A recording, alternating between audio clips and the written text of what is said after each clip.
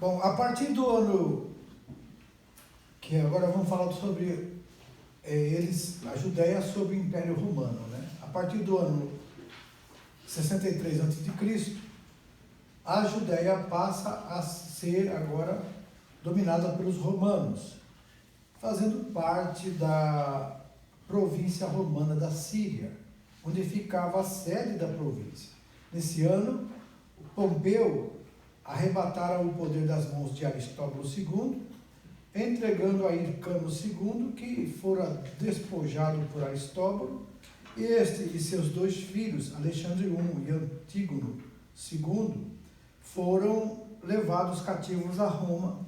Tempos depois, pai e filho, Aristóbulo II e Alexandre I, foram mortos em circunstâncias e ocasiões diferentes, sobrevivendo apenas Antígono II, que sobreviveu.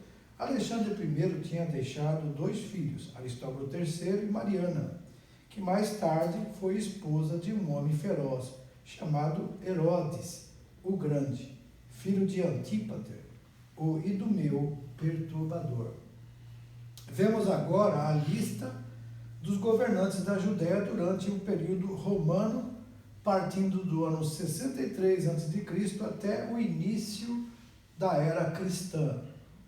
Hircano II, de 63 a 40 a.C., começou a governar a Judéia e, por delegação de Pompeu, o general romano, em 47 a.C., César nomeou o tetrarca da Judéia. Todavia, Hircano era rei apenas no título, pois quem de fato dirigia tudo era o Idumeu Antípater. Ainda em 47 a.C., César nomeou Antípater como procurador-geral da Judéia, e isso encarregando-o do fisco, como reconhecimento dos seus serviços, pois auxiliara César na campanha contra o Egito, fornecendo tropas a Pompeu, o general. Então César nomeou também Herodes, filho de Antípater, governador da Galiléia. Após a morte de César, em 44 a.C., Antípater morreu envenenado por um cortesão de Hircano II. Então Herodes, que governava nominalmente a Galiléia, interferia na vida do país todo. Ele provocava intrigas, disputas, perfídias, com a conivência do próprio pai, quando era procurador-geral da Judéia.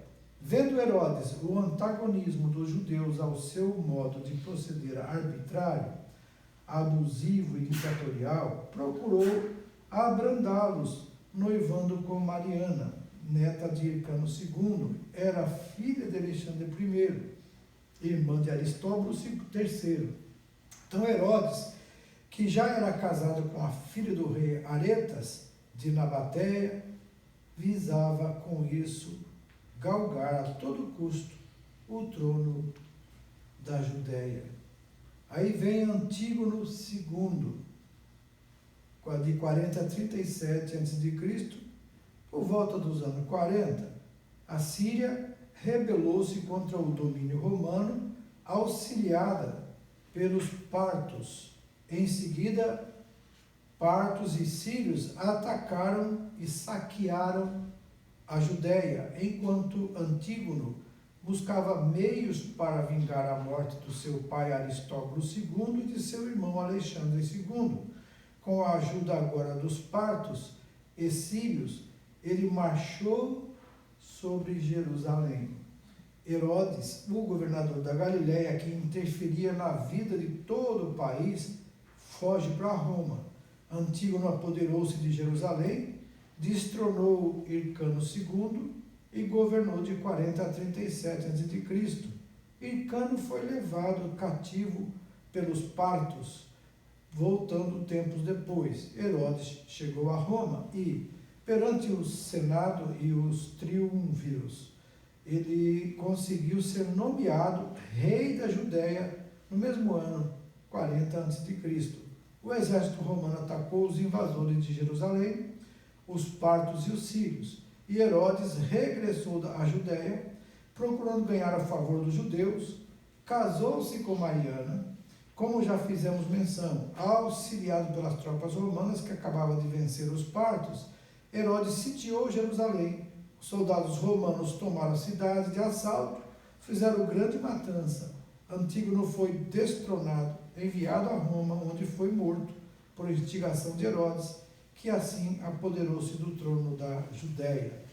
Herodes o Grande, de 37 a 34 a.C., filho de Antípate, como já vimos, governava a Galiléia, mas sua ambição era governar o país todo, o que conseguiu mediante a esperteza e a astúcia.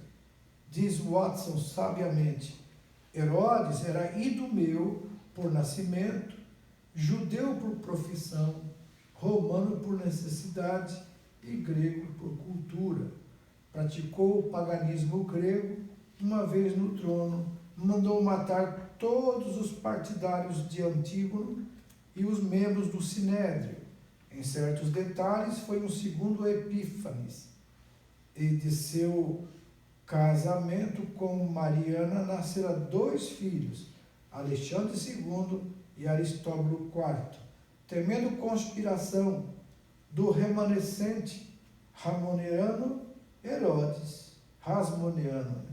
Herodes, tendo já ocasionado a morte de Antígono, mandou matar o sumo sacerdote Aristóbulo III, irmão de Mariana. Matou também o velho Hircano II, tio de Mariana. Então, a essa altura, Herodes ganhou o favor de Otávio, que é o César mencionado em Lucas 2:1, que reinou de 31 a.C. a 14 depois de Cristo. Otávio dirigia-se para a campanha no Egito, quando Herodes foi encontrá-lo em Ptolemaida, levando suprimentos para suas tropas. Então, Otávio derrotara Antônio em Ácio, 31 a.C., e ele fugira para o Egito com a rainha Cleópatra VII, que era sua amante. Que rolo! Essa vida de política é suja mesmo, é porca. 19, 20, 21, A, e 22, D. A Judéia sob o domínio romano, parte 2 agora. Bom, a terra de Israel estava agora dividida em 6 distritos, né? Que é Judéia, Samaria, Idumeia, Galiléia, Pérea e agora Itureia. Herodes continuava a ultrajar os judeus, dando ouvido a denúncias falsas, mandando matar sua esposa favorita Mariana em 20 a.C., um crime aterrador. Teve ao todo 10 esposas. Também mandou matar a mãe de Mariana, Alexandra. Matou certa vez 10 zelotes. Zelotes eram aquelas pessoas que eram como que guerrilheiros que buscavam, como lá os macabeus, buscavam libertar Judéia da mão dos romanos. E no caso, nesse caso aqui, deles aqui, né? Noutra ocasião, mandou matar 45 judeus que quebraram a asa de uma águia de prata do seu palácio. Matou muitos outros. Foi grande administrador. Reconstruiu Jerusalém, seus muros e edifícios. Construiu palácios, inclusive o Forte Antônia, na área noroeste do templo. O ódio dos judeus aumentava contra Herodes, e para evitar que eles apelassem para César, prometeu a judeus construir um novo templo, o qual foi iniciado em 19 a.C. e concluído em 27 depois de Cristo. Lembra? 46 anos para construir o templo, que Jesus falou que aquele templo destruir esse templo em 3 dias eu reconstruirei. Quando Jesus estava falando isso, não era do templo físico, era do corpo dele, que ele ia ressuscitar. Mas Jesus estava na época desse templo construído por Herodes, era muito bonito esse templo. Toda a Judéia beneficiou-se com a administração herodiana, que que reconstruiu a cidade de Samaria com o nome de Sabasta, palavra grega equivalente a Augusta, em alusão a César. Temendo sempre a conspiração contra o trono, Herodes mantinha uma prisão para a prática de torturas. Era desconfiado de todos e extremamente ciumento. Não se sabe quantos morreram nessa prisão. Seus 2 filhos, Alexandre II e Aristóbulo IV, estudaram em Roma. Temendo conspiração dos 2, mandou também matá-los. Morreram assim os últimos descendentes dos Macabeus. Tinha Herodes imposto a paz pela força, agora muito velho, o remorso o perseguia.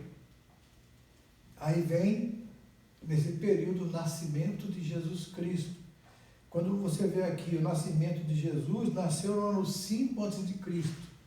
É por causa de um erro no calendário gregoriano. Por isso que tem esse... Jesus nasceu 5 anos antes dele. Então, quer dizer, é um erro no calendário, por isso que teve que ficar assim a data, tá? Havia 10 anos que a paz reinava na Judéia. E nesse mesmo ano, Herodes descobriu uma conspiração por parte do seu irmão Féroras e de seu filho Antípate, filho de Dóris, outra esposa. Féroras foi morto e, enquanto corria o processo para a morte de Antípate, chegaram a Jerusalém alguns magos vindos do Oriente perguntando: onde está aquele que é nascido rei dos judeus? Herodes, como já vimos, vivia atormentado pelos fantasmas da conspiração. Sofreu grande perturbação. Em Mateus 2,3 fala: fingiu desejar adorar o recém-nascido, que era o Messias prometido nas profecias do Antigo Testamento, e Deus viu o seu plano maligno, que ele falou para os magos: quando vocês forem, adore a criança e volte e diga-me onde ele está, para que eu também vá lá e vou adorar. Mas ele queria mesmo era matar a criança. Deus viu esse plano maligno e guiou os magos a regressar por outro caminho. Vendo os seus planos desfeitos, Herodes ordenou a matança dos inocentes de Belém. Matar era coisa natural para ele. E ele mandou matar de 2 anos para baixo. Por quê? Porque ele estava aguardando a volta dos magos, né? Mas eles não voltavam, eles esperavam. Aí quando ele descobriu que eles não passaram por lá, já era mais ou menos um período de quase 2 anos. Aí ele mandou matar de 2 anos para baixo, mata toda criança, né? Então, matar já era coisa natural para ele. E Deus então conduziu José e Maria ao Egito, cumprindo assim a profecia de Oséias 11:1, que ele disse que o filho iria ficar no Egito. No ano seguinte, no ano 4 de Cristo, morreu Herodes da terrível enfermidade que é hidropsia, derramamento de líquido seroso em tecidos ou cavidades do corpo, e câncer nos intestinos em Jericó. Havia determinado grande massacre para o dia da sua morte, para que assim houvesse muito pranto. Felizmente, esse plano não foi cumprido. E apesar das suas crueldades, ele contribuiu para o bem em outros sentidos. Por exemplo, todos o reconhecem como grande administrador, possuía muita tenacidade, liquidou com o banditismo no país, desde quando governou a Galiléia. E nesse particular, ele entrava em choque com o Sinédrio, porque não dependia do processo formal daquela corte exterminar bandidos. Prescreveu os asmoneus, e estes, após o último Macabeu, Simão, enveredaram pelo caminho das intrigas, vinganças, lutas políticas, deixando em segundo plano o ideal de liberdade e independência do jugo estrangeiro. Se tais coisas prevalecessem, seriam um estorvo à vinda e ao ministério do Senhor Jesus Cristo. O irmão percebe como Deus está no controle da história. Tudo que acontece, e acontece com pessoas terríveis, tiranos, pessoas maldosas, tudo é Deus permitindo, com um propósito. Então, é por isso que a Bíblia fala: em tudo dai graças. Não entendemos, sofremos, mas temos que dar graça, porque Deus está no controle de tudo. Amém? 23, 24, 25. Bom, agora até os nossos dias. Após a morte, Herodes o Grande, no ano 4 a.C., o seu reino foi dividido entre 3 de seus filhos, que ficou assim. O Herodes Arquelau governou a Judéia, Samaria e Idumeia. Daí até, e ele é citado em Mateus 2,3, né? Arquelau foi deposto no ano 6, e daí até o ano 41, a sua região Judéia, Samaria e Idumeia ficou sendo governada por oficiais romanos chamados procuradores, nomeados diretamente pelo imperador romano. E durante o ministério e paixão do Senhor Jesus, o procurador Pôncio Pilatos, que ocupou o cargo no ano 26 até o ano 36. Então, nessa época que Jesus cresceu ali, quem governava era exatamente esses procuradores romanos. Herodes Antipas governou a Pérea e Galiléia. A Pérea desse tempo não era todo o território a oeste do Jordão, e é citado em Lucas 3,1. Antipas mandou decapitar João Batista, escarneceu de Jesus na sua paixão, e Herodes Antipas governou a Galiléia e Pérea até o ano 39. Depois seu território passou ao governo de Herodes Agripa I, mencionado em Atos 12. Era Nero de Herodes o Grande, neto de Herodes o Grande. Era neto desse Herodes o Grande, desse Herodes Agripa. Herodes Filipe II governou a Itureia, a qual incluía o território de Traconites, Gaulanites e Auranites. É citado em Lucas 3:1. Filipe I não teve reino. É citado em Mateus 14:3. Foi o primeiro marido de Herodias que o abandonou para se casar com o cunhado, Herodes Antipas. Herodes Filipe II governou a Itureia até o ano 34. Depois seu território passou a Herodes Agripa. Então, esse tempo todo as coisas acontecendo, e Jesus estava ali, Jesus pregou, Jesus fez o trabalho dele, e esses reinados humanos continuavam naturalmente. Então, a gente pensa que a gente pode mudar as coisas, e Deus convoca a gente para orar, para que os planos dele se estabeleçam de uma forma que venha trazer benefício. Por isso que a Bíblia manda orar pelos que governam sobre nós, para que a gente tenha paz. Porque não importa o governo que esteja, eles estão na mão de Deus. Pode ser bom, pode ser ruim.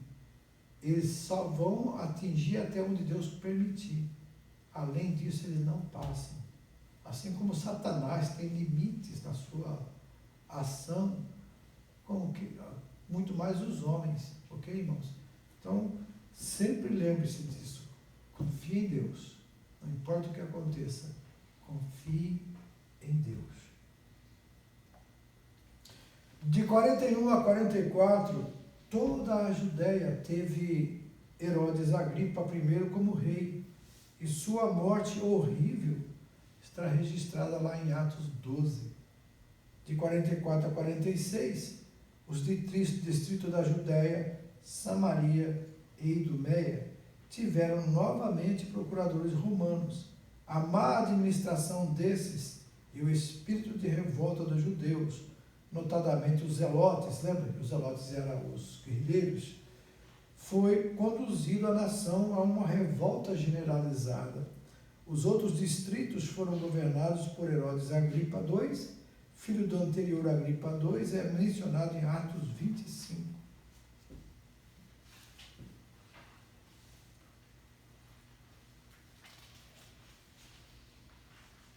A destruição de Jerusalém, do ano 66 ao ano 70 depois de Cristo.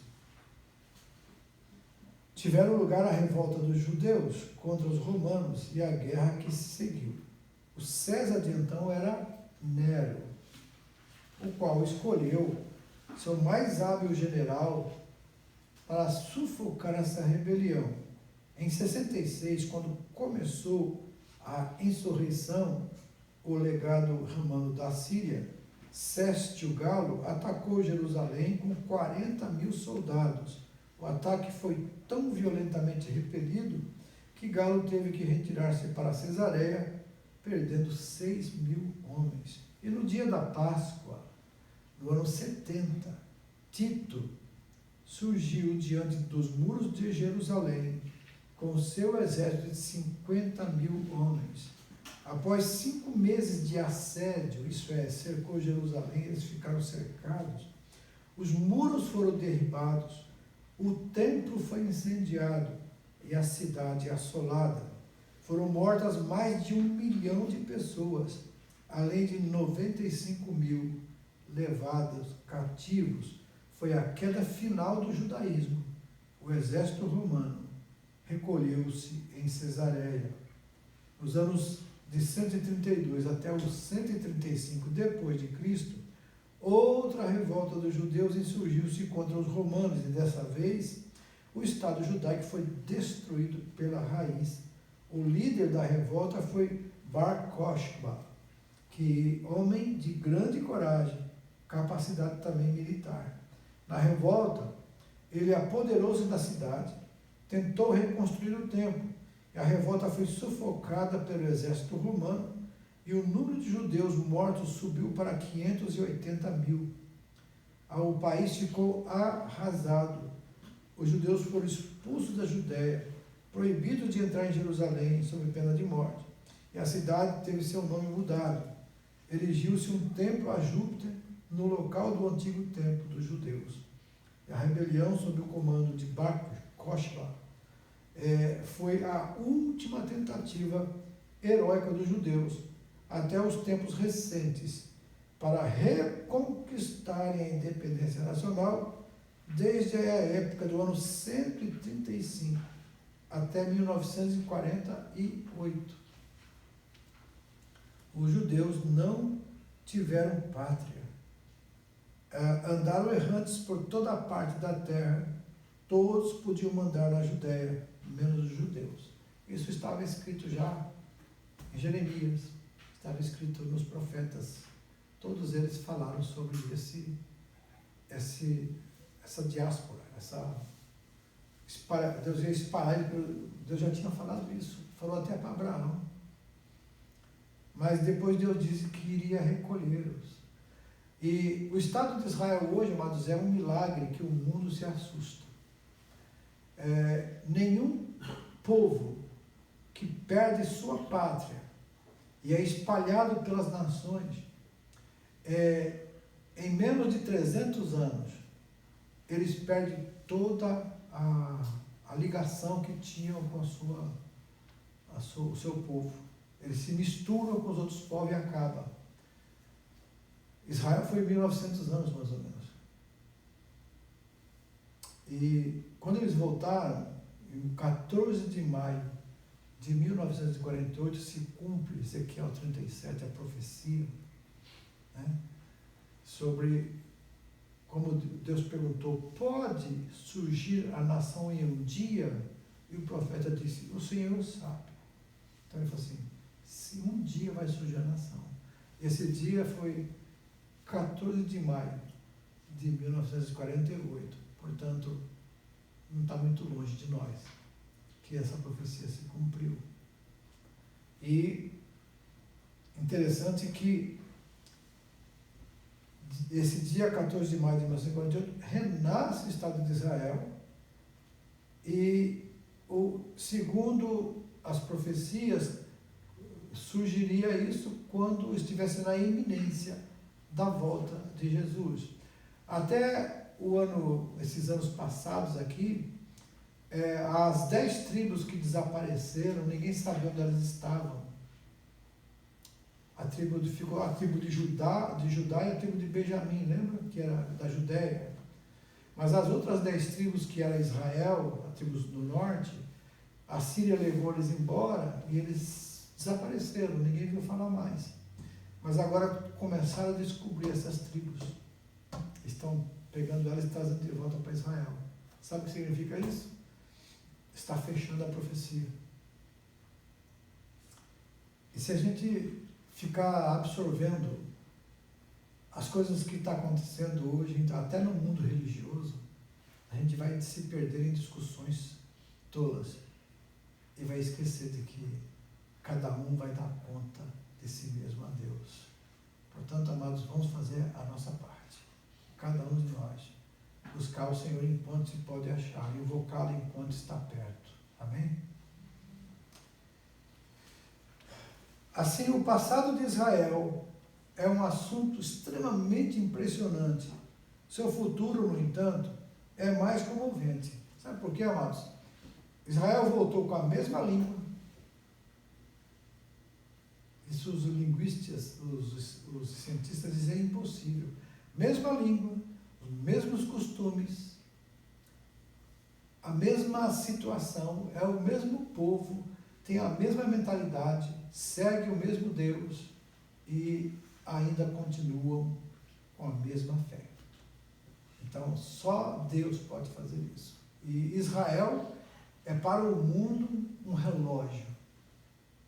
Eles não sabiam que Israel está no centro do mundo. Sabia disso? Ali, esse território que deu Deus para Abraão vai até o rio Eufrates, lá embaixo. Já está a Mesopotâmia. Israel hoje só ocupa 11% do território que Deus deu para Abraão.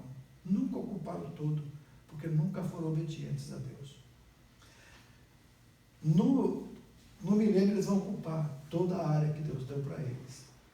Mas é interessante que dali sai todas está entre todos os continentes, ali Israel. Foi aonde, no caso do Iraque hoje, que pertence também, tem lá o rio Tigre, Eufrates, que ali é a região do Éden, onde ali foi o início da raça humana. É dali que surgem todas essas guerras, todas essas bagunças, porque o diabo entrou ali no jardim e tentou Eva ali, e Adão, e caíram em pecado. E ele reina naquela região com muito sangue, muitas guerras, muitos conflitos desde sempre. E só Jesus agora vai terminar com isso, com o seu reinado milenar. Amém? E vai reinar a partir de lá, de Jerusalém. As ruínas de Jerusalém não permanecerão para sempre. Israel restaurado com seu templo. A cidade de Jerusalém com suas roupagens formosas deve ser a nossa meditação constante. O templo vai ser reconstruído. Você sabia que o templo já está pronto? Ele vai ser pré-moldado. Está tudo pronto. Quando tiver essa autorização para reconstruir, que se a localização é exatamente essa, onde está aquela mesquita de Omar, eu estive lá nesse lugar, que é o Monte Moriá, ali onde Isaac foi oferecido, que os muçulmanos hoje têm o seu templo. Como é que Israel vai construir um templo onde tem uma mesquita? O que vai acontecer? Vai ter uma guerra, vai ter terremoto, e essa mesquita vai desaparecer. Quando estivemos visitando, o nosso guia que estava lá em Israel, ele falou, embaixo dessa mesquita, que era o templo foi construído, tem água.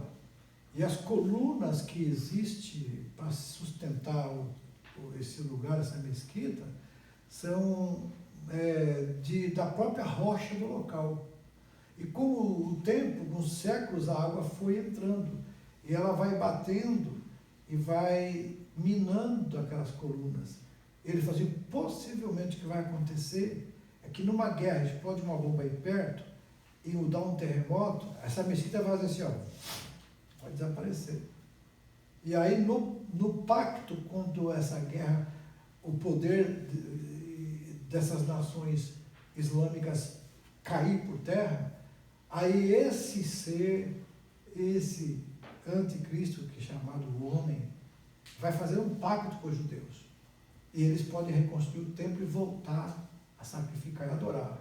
porque o templo já está pronto. Os bois, os novios vermelhos, que são usados no sacrifício, já começou a produção em Israel. Então está tudo pronto, preparado. A coisa já está prontinha. Assim que acontecer, eles vão rapidinho levantar o templo. Você acha isso interessante, né? Aqui no Japão, você já viu quanto tempo eles constroem uma casa, um prédio? Você olha num dia, quando passa no outro, já está tudo no chão, daqui a pouco começa a levantar, em 1 mês, 2 meses, você vai, não terminou. Imagina lá. Então, vamos nos preparar para Jesus Cristo voltar e a gente está indo com Ele, amém? Bom, o nosso maior anelo é esse, o dia que Cristo colocará os seus pés reluzentes sobre o Monte das Oliveiras. E nós vamos estar com Ele, porque quando Jesus colocar os pés sobre o Monte das Oliveiras, todo Israel vai reconhecer que Jesus é aqueles que eles mataram, que esse realmente, que eles pensavam que era o anticristo, até pensavam que era ele, mas quando eles virem que Jesus está vindo e colocar os pés ali, aí eles vão reconhecer, esse que nós transpassamos, e vão crer em Jesus, e a nação de Israel, a nação, tem muitos judeus cristãos hoje, né? Mas a nação de Israel ainda não é cristã, mas ela vai se tornar nesse dia, no final da grande tribulação.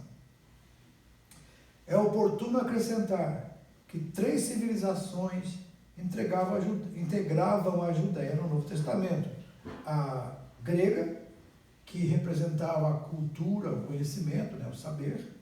A romana, a lei e o poder. E a judaica, que era a religião e a justiça. E a época do cristianismo.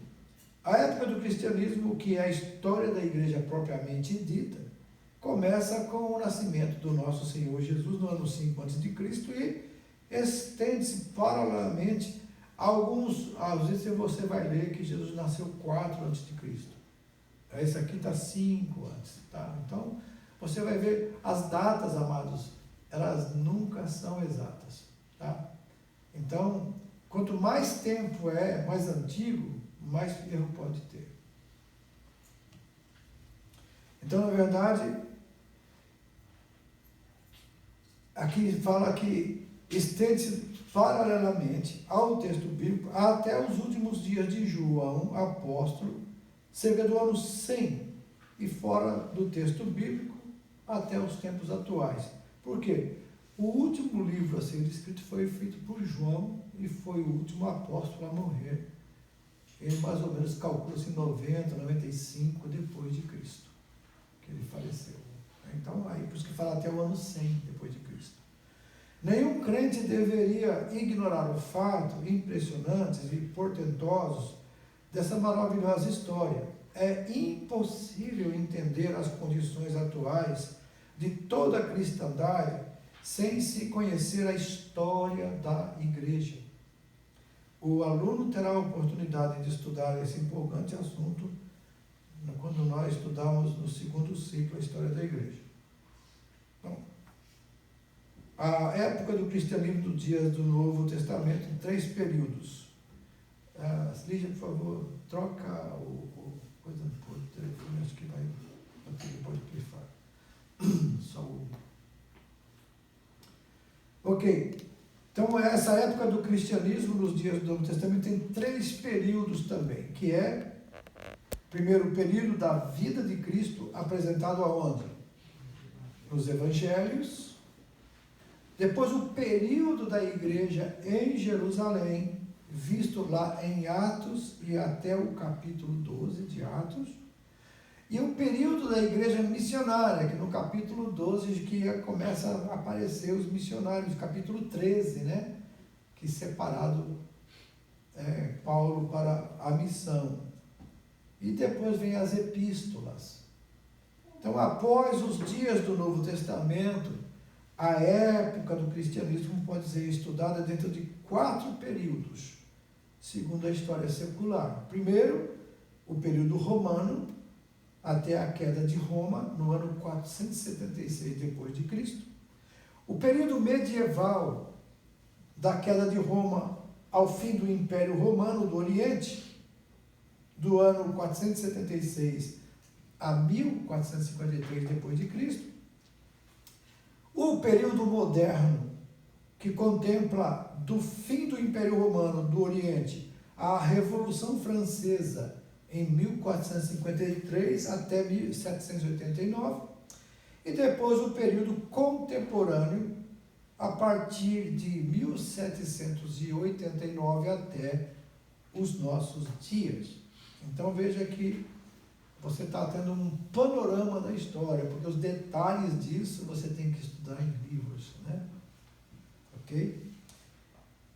Então vamos lá, faça a coluna, associe a coluna A de acordo com a coluna B. O 26 é D, 27 é o A, 28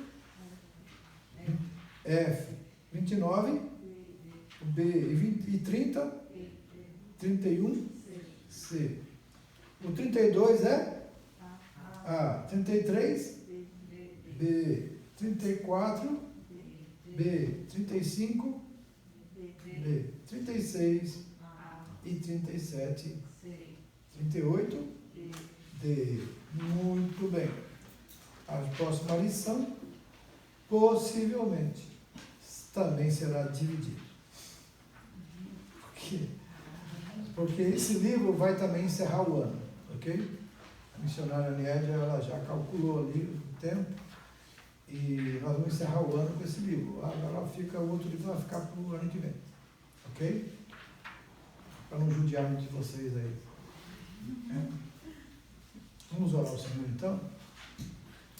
Querido Deus, eterno Pai, nós agradecemos por esse momento. Agora, abençoa os teus servos que vão colocar, ó Deus, o conhecimento no papel. Vão responder às perguntas dos testes, que o Senhor possa orientá-los e fazê-los lembrar, ajudando o Senhor também a obter sucesso. Que teu nome seja glorificado, que esse aprendizado fique muito mais em nossos corações e mentes para observarmos a tua verdade, a tua palavra e obedecermos. Que o teu nome seja glorificado através da nossa vida. No nome de Jesus oramos. Amém.